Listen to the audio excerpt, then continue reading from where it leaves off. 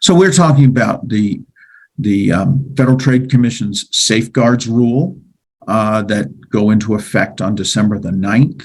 And those are going to, every dealership is affected by this, and dealerships that have more than 4,000 customer identifying records. That's not sales. It's anything customer identification related. Wow. Have more hoops to jump through.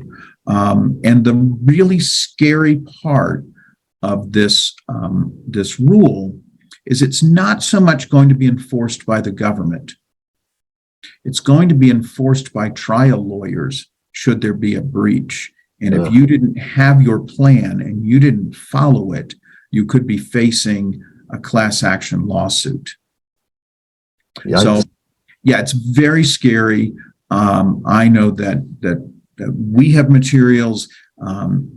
NADA has materials. I'm sure IADA has materials to help our dealers prepare for this. So we're talking a lot about that. We're talking about the tax bill that just passed the Senate and is now pending in the House, and what that means. And what does 80,000 more IRS auditors mean for S corps? Yeah, that's an interesting, could lead to some serious diversions or distractions from business focus, which is really where entrepreneurs need to be focused right now, not on protecting your assets is key, but the distractions that come with an audit or something. Could you say on the safeguard, and I know, when do dealers need to have their plan by on the safeguard? December the 9th. Okay, gotcha. And what are some of the biggest risks that they could face if they don't have a plan? What do they need? Well, the rule requires, and this rule has been in place for financial institutions. It is now expanded to anyone who collects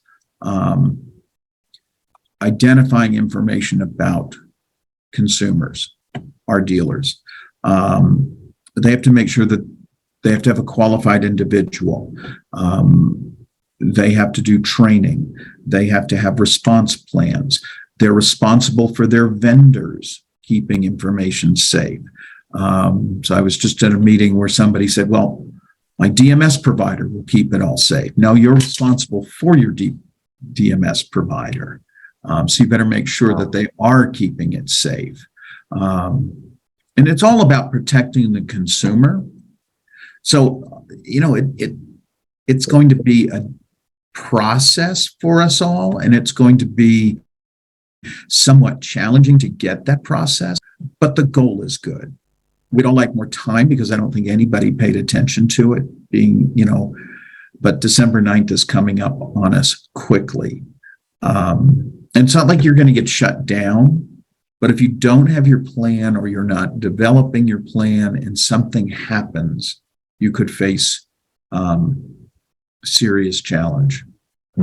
Yeah, I think a lot of the software companies out there need to be very leery of that and adapt accordingly. I remember in my tenure with DriveCentric CRM, the first conference we went to was a driving sales event, I believe, and then there was a lot of Canadian dealers there, and it was interesting when they started bringing up the castle laws they have up north and how it was, which sounds similar to this one, where it's very, very strict around who you can call after how much time in your database. And so it sounds like this is really critical for making sure. Well, this is more about protecting data. So if you collect a driver's license, because someone's going to go on a test drive, how are you protecting that driver's license that it isn't going to be stolen, or credit information, or any identifying information of a consumer has to be protected.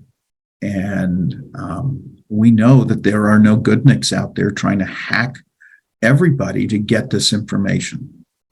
So again, the goal is good, but it's one of those, there's going to be a lot of pain between now and December the 9th.